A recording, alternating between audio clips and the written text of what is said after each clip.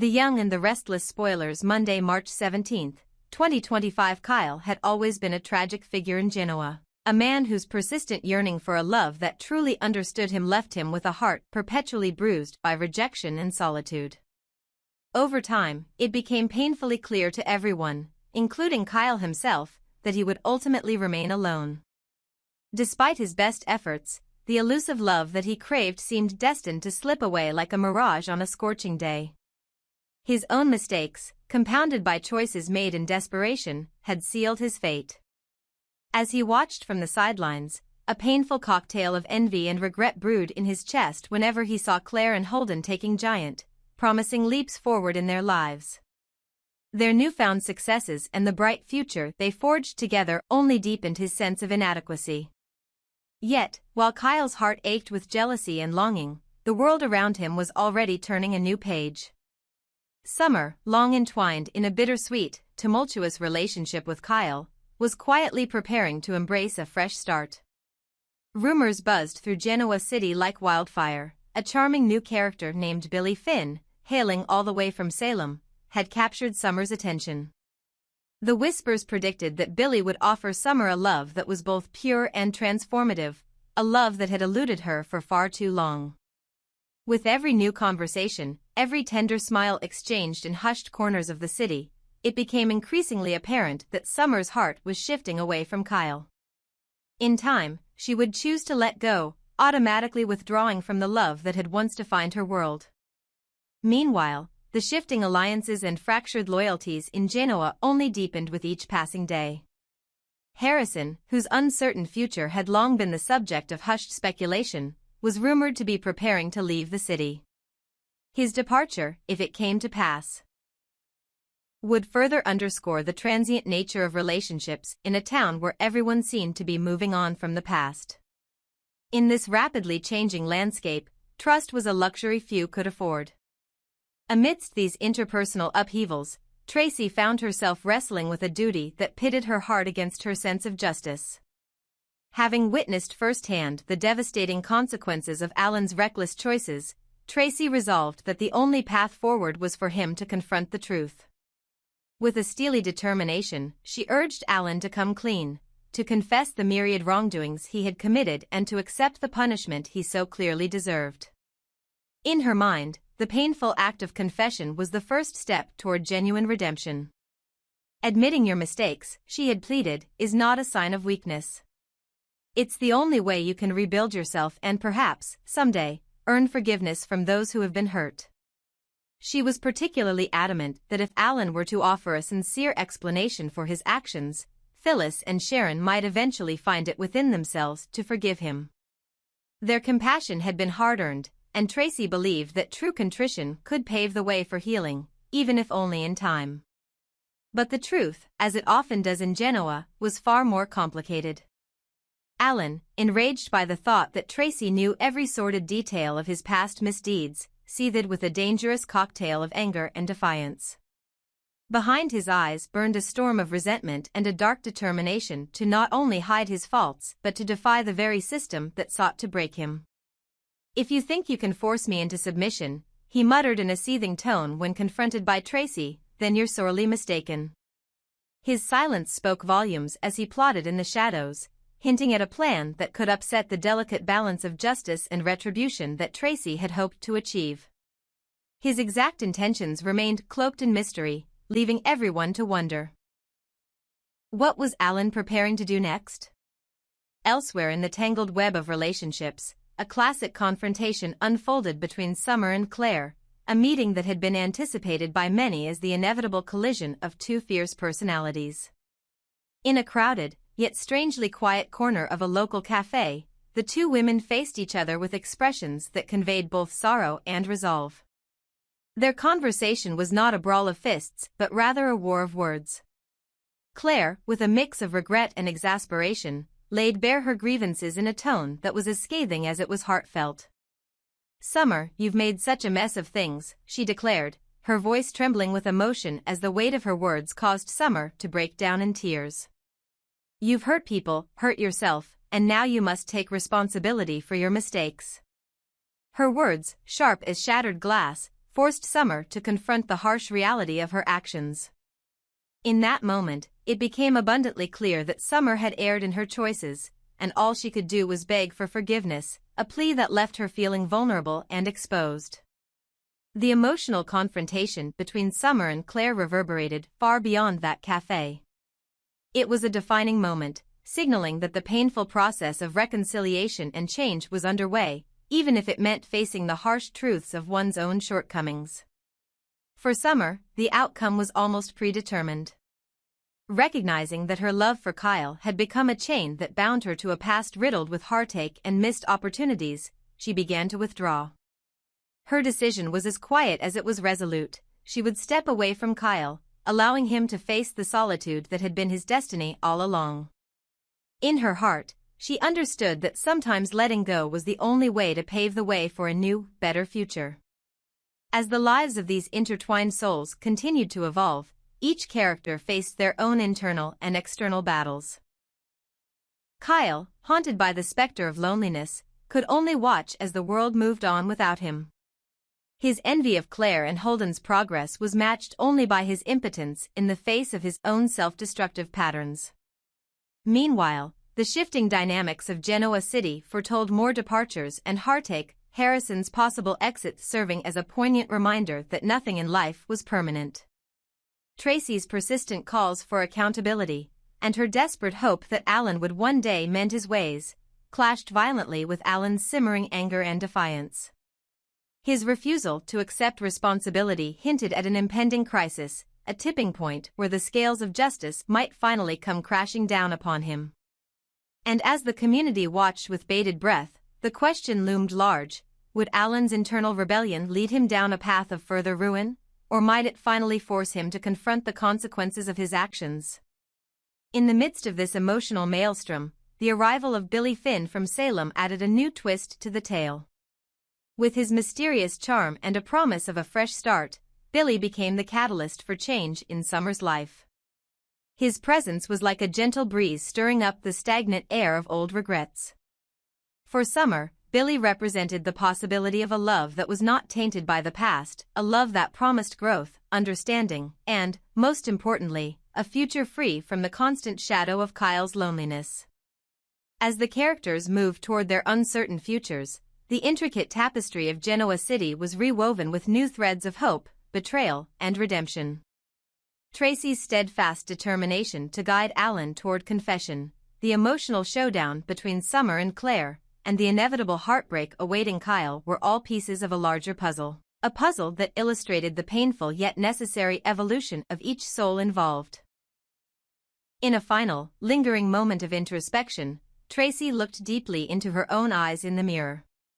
She was torn between the love she once felt for Alan and the uncompromising need for justice and change.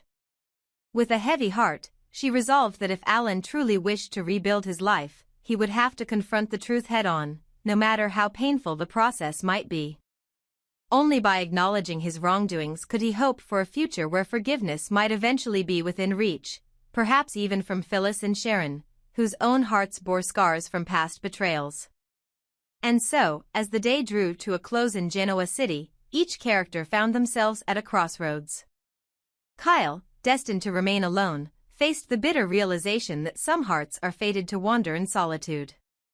Summer, gathering the shattered remnants of her past, embraced the promise of a new beginning with Billy Finn, a love that might just fill the void left by her departure from Kyle. Meanwhile, Alan's future hung in the balance, teetering between the possibility of redemption and the looming specter of his own defiance, as Tracy's earnest pleas for accountability echoed in his mind. The city itself seemed to hold its breath, aware that the choices made today would ripple into tomorrow, shaping destinies in ways no one could predict. In the interplay of love, loss, and the relentless pursuit of justice, Genoa City continued its eternal dance, a dance where every misstep was both a lesson and a prelude to the next twist of fate.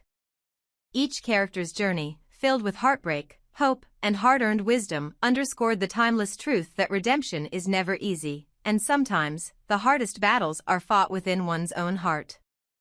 This narrative intricately weaves the fates of Kyle, Summer, Claire, Alan, Tracy, and others into a tapestry of passion, regret, and inevitable change, where every decision has its consequences, and every heart must eventually learn to find solace in its own truth.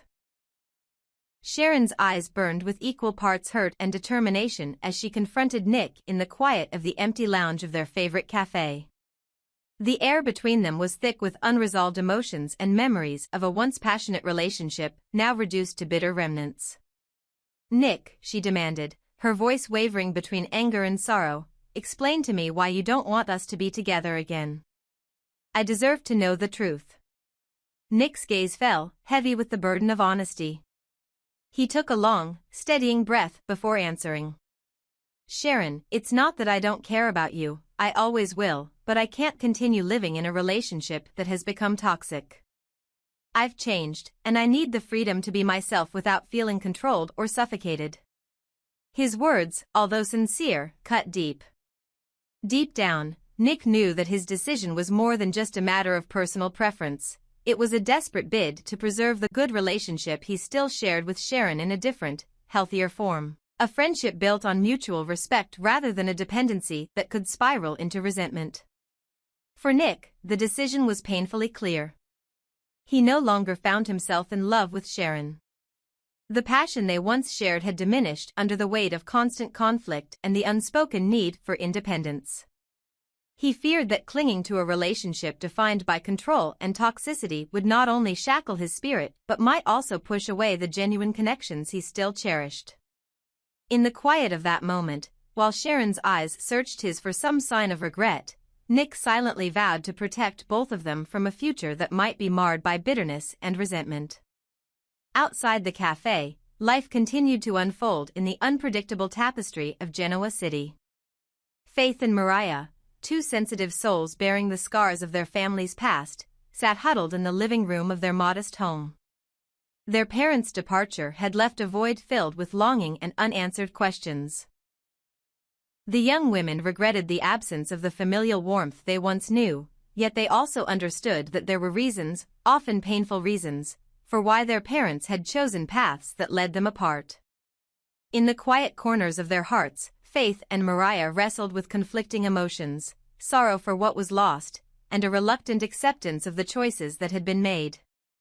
Their silent struggle was a reminder that sometimes, the decisions of adulthood come with consequences that echo far beyond the individual, leaving behind a trail of mixed emotions and resigned hope. Meanwhile, in a world where secrets and legal maneuverings often held as much sway as love and loyalty, Phyllis found herself locked in an endless exchange of emails and whispered phone calls with her private attorney. They worked tirelessly, driven by the need to protect her hard-won rights and interests amid the chaos that had engulfed her world. Every document exchanged, every clause scrutinized, was a reminder that in the turbulent currents of Genoa City, safeguarding one's future often meant standing up against a tide of hatred and manipulation. In the midst of this legal storm, a plea resonated softly but persistently in the corridors of power: "Nick, please, save Phyllis from the consuming fires of hatred."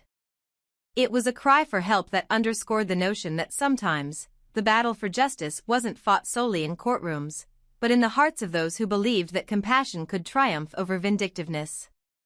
Back at the cafe, as Sharon's imploring eyes remained fixed on him, Nick could feel the weight of his decision. He knew that every word he spoke in that moment would reverberate in their lives for a long time to come. "I want both of us to be free, Sharon," he continued, his voice softening as he tried to bridge the gap between them. "I want you to have the space to grow, and I need to explore my own path. Without the chains of control or the ghost of what we once were." His explanation, though painful, was laced with a hope that someday the raw edges of their past might give way to a new beginning, one where both could find fulfillment without sacrificing their individuality. Yet, even as Nick's words hung in the air, the tapestry of Genoa City continued to evolve. In hushed boardrooms and sunlit corridors, plans were set in motion that promised to reshape destinies. Phyllis's attorney was drafting new legal strategies to shield her from further exploitation, determined to turn the tide in her favor. And though the city's undercurrents of hatred and ambition often ran deep, there was a shared, unspoken desire among many to break free from the cycle of retribution, a desire that sometimes manifested in unexpected alliances and acts of redemption. As the afternoon sun dipped lower, casting long shadows across the cafe floor, Nick and Sharon sat in an uneasy silence. The conversation had opened old wounds, but it also planted the seeds of a transformation that neither of them could ignore.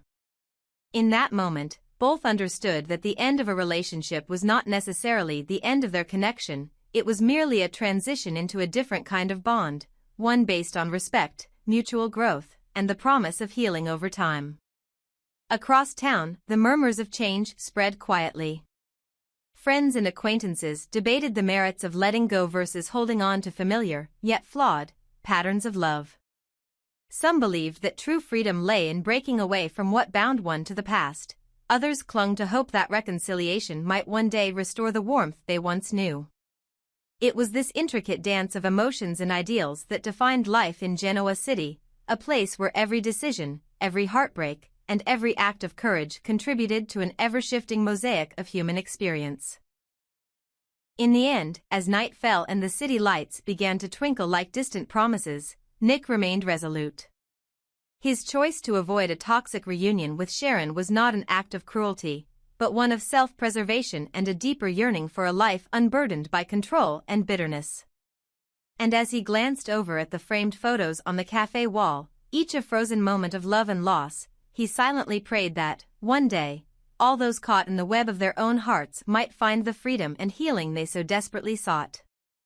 This narrative captures the emotional complexity of Sharon's desperate search for answers, Nick's need for freedom, the bittersweet regrets of Faith and Mariah, and the determined efforts of Phyllis and her attorney to protect their interests, all while underscoring the plea for Nick to help save Phyllis from the consuming grip of hatred.